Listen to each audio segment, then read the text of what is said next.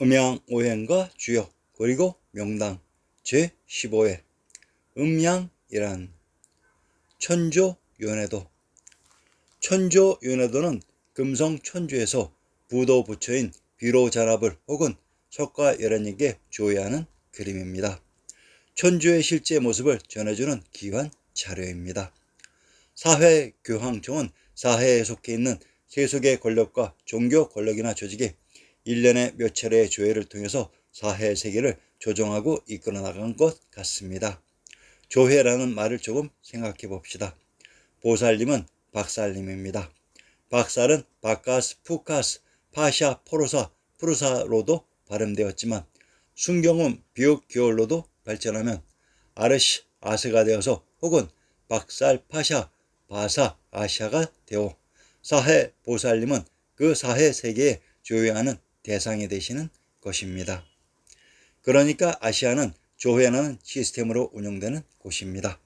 10년에 한 번씩 천주에 금성천주의 대조회가 있다고 하면 사해 보살부에는 매년 소조회가 있는 것입니다.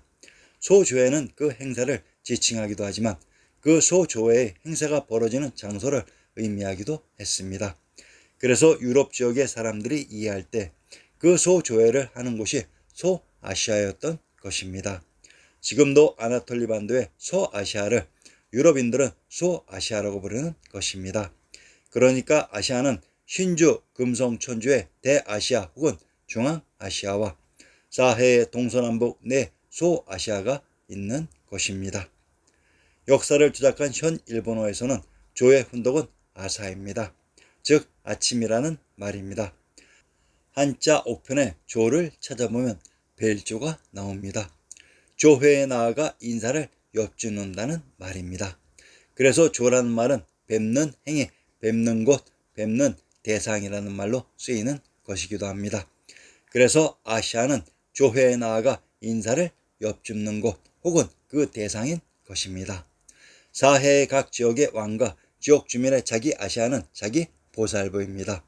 동해 지장보살부, 남해 관음보살부, 서해 미륵보살부, 북해 대세지 보살부가 각각 동아시아, 남아시아, 서아시아, 북아시아가 되는 것입니다. 이제 조정이라는 의미와 이미지가 선명히 떠오릅니다.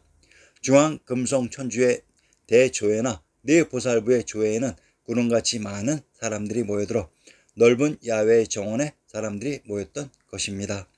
이런 기본적인 모습과 관례를 왕부에서 차용하여 조정이란 관습과 용어를 사용하다가 왕부에서의 조회는 궁의 정전에서 벌어지니까 조정이라는 말로 조정했던 것입니다. 천조연해도 천조는 개경서울의 비단금자의 금성입니다. 천조연해도의 그림을 자세히 살펴보면 가장 심혈을 기울여서 그렸을 원래 그림의 부처님 얼굴들이 심하게 훼손 혹은 덧칠이 되어 있습니다. 1만 년의 문화와 정신과 삶을 집약해서 후손들에게 전해주기 위해서 제작한 그림들을 이렇게 파괴했습니다. 전 세계의 수많은 철불독의 벽화는 이제 거의 파괴되고 우리에게 전해주고자 했던 불교의 실상은 알아볼 수 없게 되었습니다. 역사 조작은 가장 기본적으로는 불교의 조작입니다. 어찌 보면 우리가 역사의 실상을 찾는 것은 원 불교의 실상을 찾는 과정이기도 합니다. 환웅이란 밝고 발견의 동의 반복이며 현 불교 본전물인 대웅은 크게 발견으로 역사 속의 환웅천왕이 바로 비로자나 부처님인 대웅입니다. 황국을 이끈 환인과 신시계천의 주인공 환웅천왕이 우리 역사의 실존 인물이었다는 증거들을 우리의 지리지 신증동궁 여지스남을 통해 찾아봅시다. 신증동궁 여지스남 구격본 황해도 문화연의 사묘를 인용합니다. 삼성사 9월산 성당리에 있으니 곧 환인, 환웅, 당군의 사당이라고 했습니다. 황해도 문화연의 묘전을 인용합니다. 환인, 환웅, 환인의 서자로서 속호는 곤시시이다. 단군 책머리에 자세하고 후손은 갈라져서 동북쪽으로 부여가 되고 그 연대는 방곳이 세계에 있는 듯 하다. 묘전이 있었다는 얘기는 실존 인물이었다는 것으로 환웅천왕이란 비로자나 부처님으로 불교에서 말하는 석가모니로 이분과 당군 왕검의 무덤이 이곳 천조인 비단금자 금성에 있었다고 합니다. 이렇듯 당군왕검 이전의 상구사의 역사가 신정동국여지승남 구격본에 기록되어 있었는데 이 모든 것을 일제강점기 조선사 편수회에서 삭제시켜버렸던 것입니다. 신정동국여지승남 구격본에서 부처의 비밀을 추가로 밝혀봅시다. 부처의 궁전. 강제는 백제 때 도무군이었고 고려 때 도광현이 되었다. 다산 정약용이 17년간 유배 생활을 한 강진의 만덕산을 윤회는 기문해서 전라도 강진현 남쪽에 우뚝 솟아 맑고 빼어난 산이 바닷가에 이르러 머물렀으니 만덕산이라고 한다. 산의 남쪽에 부처의 궁전이 있어 높고 시원하게 튀어 바다를 굽어보고 있으니 백년사가 곧 그곳이다. 부처의 궁전인 백년사가 바로 천조연회도의 무대 개경서울의 비단금자의 금성이었습니다. 음양이란 자, 오행오방이 만들어지는 과정을 살펴보았습니다. 그러면 음양은 어떻게 만들어진 것일까요? 그것은 신시계천의 답이 있습니다. 명청 조선시대 황제인 임금의 어자대의 배경 또는 황제가 계신 곳의 모든 곳에는 1월 오학도의 병풍이 배치되어 있었습니다. 또한 현 청와대의 큰 벽면을 1월 오학도가 장식하고 있습니다. 이 1월 오학도의 1월은 과연 무엇을 상징하는 것일까요? 이 1월이 바로 음과 양입니다. 1.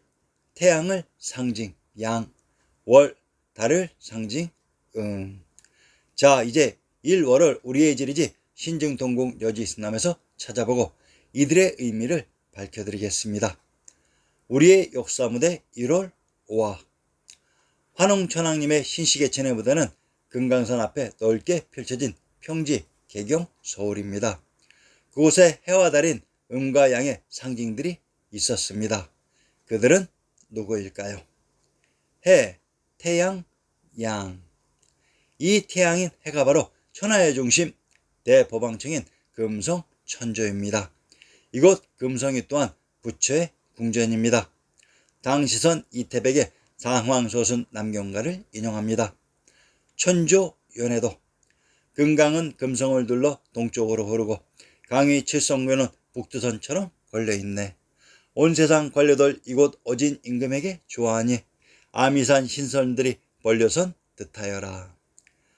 금성, 금간성의 다른 명칭, 삼국지의 촉간 때 붙여진 이름, 송도의 별칭, 송교, 촉군에 있는 칠성교, 하늘의 칠성과 대응, 실제는 송주에 있는 다리, 아미산, 송도 서남쪽 아미현 경내에 있는 산, 아미산의 올라의 시에서 관중의 촉곡에는 선산이 많이 있지만 아미산에 펼쳐갈 수 없네라고 읊었습니다. 아미산이 아미타불이 있었던 금강산입니다. 선정, 선인들이 모여있는 궁궐, 당대 아미산에는 도교가 매우 성하여 도교사원, 도관 등의 건물들이 산지에 있었다고 했습니다. 송교란 송주에 있는 다리입니다. 경상도 송주의 군명은 성산, 가야, 신안, 광평, 경산, 흥안이라고 합니다. 신안이란 이곳이 신도로 신도팔경시의 무대로 관중인 한양장안의 지명이라고 했습니다. 송주를 어진 임금이라고 속세의 왕으로 인식되도록 번역했는데 실상은 송주가 경주에 계셨던 부처님으로 천조연회도의 주인공이셨습니다. 천조란 천안인 천축국에 있었던 천하의 조정으로 천조연회도의 무대가 바로 천하의 중심인 금성 천주였습니다. 이 금성 천주가 있었던 곳이 태양주 박주인 해주입니다. 황해도 해주주의 군명은 내미월, 지성, 장지, 폭지, 대룡, 서해, 안서, 수양, 고죽이라고 합니다. 이곳 해주가 바로 태양주 박주로 나라의 근본인 천하의 대법왕청인 천조가 있었던 일본이기도 합니다. 황해도 해주의 군명 수양이 천하의 맞이인 대법왕청이 있었던 수도라는 의미였습니다. 월, 자, 그러면 1월 5학의 달은 또한 무엇을 상징할까요?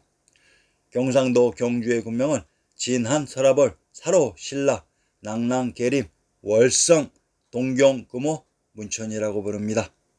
경상도 경주의 군명을 월성이라고 합니다. 이곳 경주는 신시계천의 주인공 환웅천황 이후 대를 이으신 천황님인 상제님들이 계셨던 당구트라고 했습니다. 1월 5학에서 월인 달이 상징하는 것이 바로 천황님들이셨습니다. 음양일치. 그런데 이 음과 양이 처음부터 분리된 것은 아니었습니다. 신씨 배달구 환웅 개표. 제1대 거발한 환웅, 일명 배달 환웅 비로자나 불처님이십니다. 2대 거불리 환웅, 14대 자오지 환웅, 일명 치우천왕, 17대 혁다세 환웅, 18대 거불단 환웅, 일명 단웅. 신씨 개천의 주인공 환웅천왕님 이후 제14대 자오지 환웅, 일명 치우천왕님의 시기까지는 음과 양이 일치되어 있었습니다.